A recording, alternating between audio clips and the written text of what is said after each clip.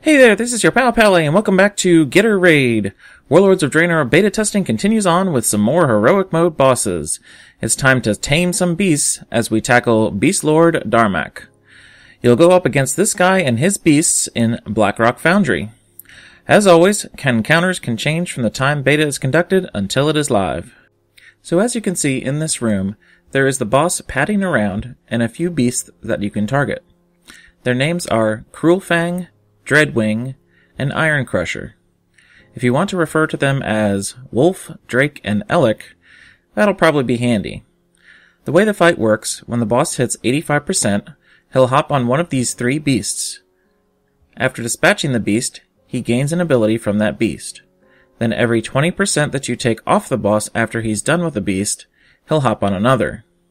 If you've done your math here, he'll have used all three beasts and be at 45% health, where he'll have all three beasts' abilities, and then it's a race to the finish. We'll get to all these beasts in a second, but let's first talk about the mechanics the boss will have throughout the whole fight. First off, he'll cast Pin Down and throw two spears at the raid group. Where they are going to land is indicated by this swirly little circle.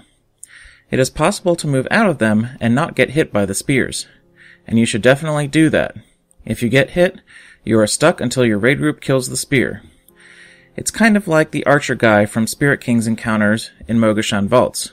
Just move. It is important to keep these spears bunched up. It seems like you need to take care of them later when we get to some phases. Moving on, the other mechanic the boss will have throughout the whole fight is called Call the Pack. This summons a bunch of beasts from this gate here. They are basically AoE fodder, but will gain a stacking damage buff if not killed eventually.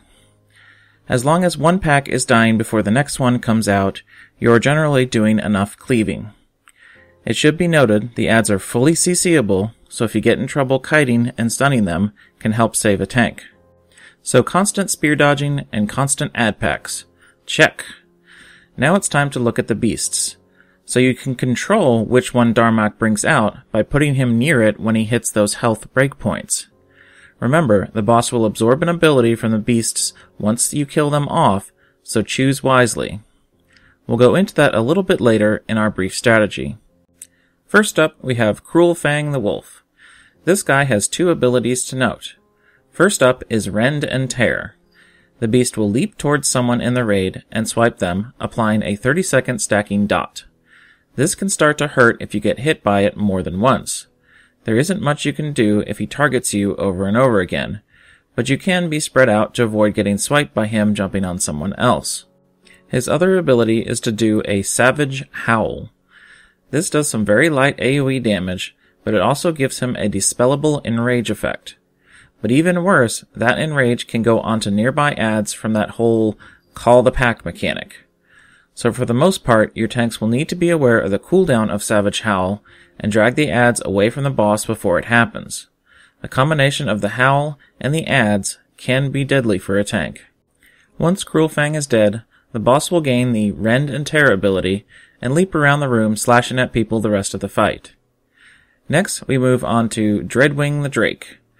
This beast tries to burn you with fire. He has a big old breath that will scorch you if you are in it. He telegraphs where he's going to shoot it, so just move out quickly. There is a conflagration spell he casts on the raid member too. Basically, you get hit by it and lose control of your character for a few seconds and spray fire to anyone near you. People just simply need to steer clear of you, and if you are a healer, you should probably call out to others to help out while you are wandering around. Finally, there is a tank swap debuff called Searing Flames that just increases the fire damage that you take by 20% per stack. Obviously, tank swaps should happen, but it may be hard to do if one tank just picked up a fresh set of adds. Upon Dreadwing's death, the Beastlord gains an ability not yet seen. It's called Superheated Shrapnel, and is basically some AoE that he'll put on the ground. It should be noted that it will also light any spears still alive, so it makes your entire room lit on fire. Pretty nasty. Prior to killing Dreadwing, you probably want to clean up the room of spears and then push him.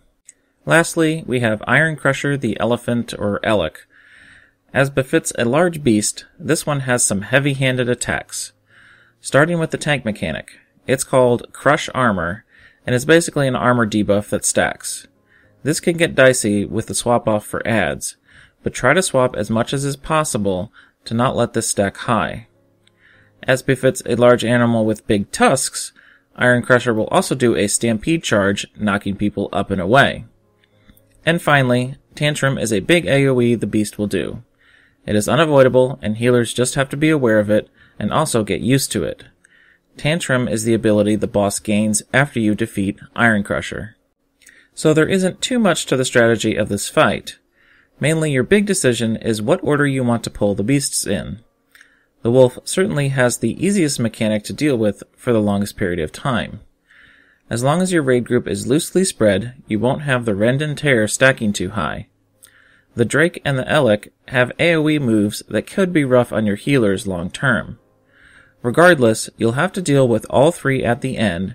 It's just a matter of what you want first. I guess if I had to come up with an initial strategy, I think I'd go with Wolf, Drake, then Elec. Beyond that, most of the mechanics have been explained. People need to be individually responsible for dodging spears, and if they get pinned down, it would be helpful for everyone to have raid assist so they can mark the spear that is pinning them down. It can be a sea of target frames as the fight goes on. Although before you get the Drake down, you'll want to clear out spears, or at least start grouping away from them. The fire can go everywhere. I guess all that can be said is to watch out for the positioning of the adds. It can be handy for the tanks to be near where the adds come out. Healing aggro can pull one or two away, so being on hand as they come out is great for AoE aggro.